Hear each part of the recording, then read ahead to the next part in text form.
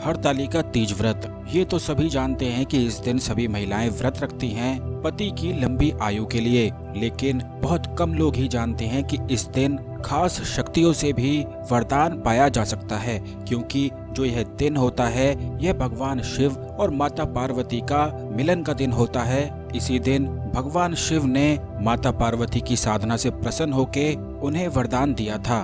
तो इसी कारण आपको बता दें कि जो यह दिन होता है ये अपने आप में ही बहुत ही ज्यादा अच्छा दिन होता है। इस दिन आप भगवान शिव से भी और माता पार्वती से भी अपने लिए वरदान पा सकते हैं, अपने घर की सभी समस्याओं को समाप्त कर सकते हैं। इसीलिए आज के इस वीडियो में हम आपको बताएंगे इस दिन पर एक ऐसी विधि के बारे में, एक ऐसी गुप्त और खास विधि के बारे में जिसे जो कोई भी करता है उसे ही अखंड सौभाग्य का वरदान प्राप्त होता है।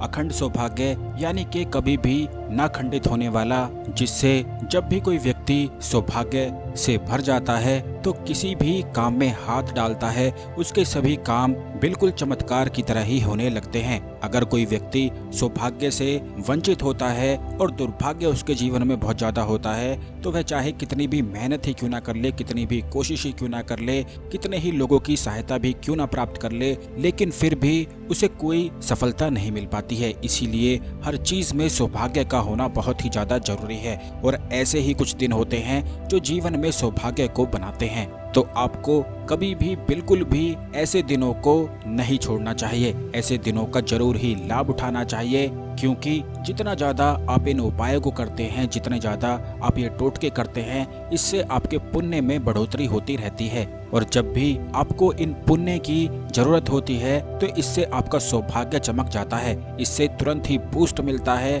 तो अधिक से अधिक आपको यह उपाय और टोटके करते रहना चाहिए, क्योंकि जिस प्रकार इंसान अपने जीवन में करोड़ों गलतियों को करता है और बुरे कर्मों को बढ़ा लेता है, उसी प्रकार इन उपाय से, इन टोटकों से उसके अच्छे कर्म बनने शुरू हो जाते हैं और बुरे कर्म कट जाते हैं, जिससे उसके जीवन का दुख खत्म हो जाता है, दुर्भाग्य खत्म हो जाता है। तो आप इस विधि को अच्छी तरह से समझ लें कि इसमें आपको करना क्या है, क्योंकि यह ऐसी विधि है कि हर ग्रह दोष को समाप्त कर देती है। खास करके शनि के दुष्प्रभाव अगर आपके जीवन में है, राहु केतु के दुष्प्रभाव आपके जीवन में है, तो जरूर ही आपको इस विधि का इस्तेमाल करना चाहिए। राहु केतु के दुष्प्रभाव में व्यक्ति अपना खुद का ही दुश्मन बन जाता है और शनि के दुष्प्रभाव में तो व्यक्ति अचानक से ही ऐसे ऐसे दुर्भाग्य का सामना करता है कि उसे खुद भी यकीन नहीं होता है कि इतना दुर्भाग्य किस कर्मों से उसे मिल रहा है। इसीलिए सभी लोग शनि के नाम से डरना शुरू कर देते हैं।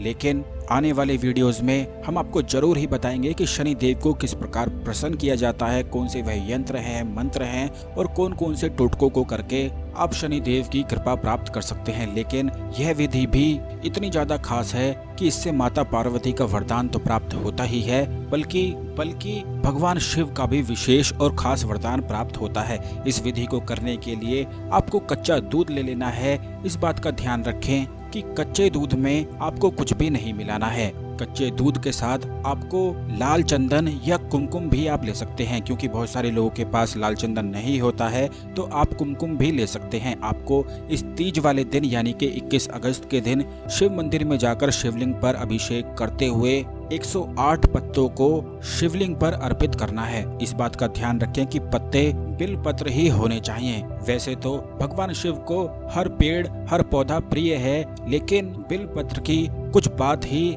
निराली है। खास करके एक लता में जो 5 पत्ते 3 पत्ते एक साथ होते हैं तो वह तो बहुत ही ज्यादा अच्छा होता है। ऐसे ही पत्ते आप ले लें, क्योंकि यह ऐसे पत्ते होते हैं जो अधिक मात्रा में अगर शिवलिंग पर चढ़ाए जाते हैं तो इनसे सोया हुआ भाग्य भी ऐसे चमक उठता है जैसे मानो किसी मुर्दे में जान ही आ गई हो। बल्कि रावण तो खुद ही ऐसे ही पत्तों को शिवलिंग पर रोजाना ही चढ़ाता था, जिससे उसे नित्य प्रतिदिन भगवान शिव से खास वरदान प्राप्त होते रहते थे।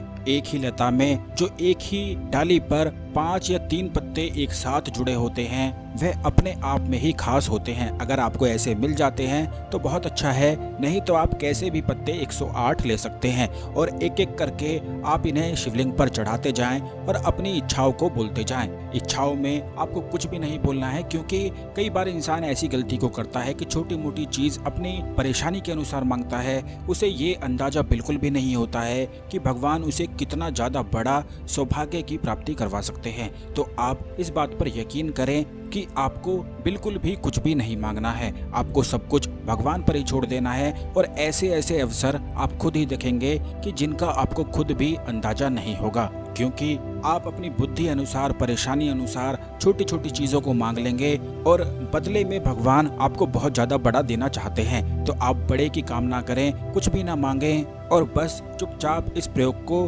करके अपने घर आ जाएं। और रास्ते में ये भी आपको ध्यान रखना है कि यही प्रयोग की खास विधि है जो बड़ी ज्यादा गुप्त है। जैसा कि हमने पिछले वीडियोस में भी काफी बार आपको बताया है कि जो आंकड़े का पौधा होता है उसके आसपास अनगिनत और सैकड़ों शक्तियां लगातार ही 24 घंटे ही घूमती रहती हैं। यह महाकाली का सबसे प्रिय पौधा है। इसकी और भी ज्यादा खासियत और अदृश्य शक्तियों के बारे में जरूर ही आने वाले वीडियोस में हम आपको बताएंगे, लेकिन ये जो आखिरी वाला स्टेप है यही इस प्रयोग का रहस्य है। आपको बस इतना करना है कि जब आप अपने घर आएंगे ये सब काम करके, तो आपको आते हुए आंकड़े के पौधे में कच्चा दूध डालकर आना है। और ये जान लीजिए कि अगर आपने तीज के दिन आंकड़े के पौधे पर, आग के पौधे पर कच्चा दूध चढ़ा दिया तो फिर तो आपको जिंदगी में कोई भी नहीं रोक सकता है। अदृश्य शक्तियाँ आपकी सहायता में आपके सेवक की तरह ऐसे जुट जाएंगी कि बिल्कुल भी आपको दुर्भाग्य का सामना करने ही नहीं देंगी।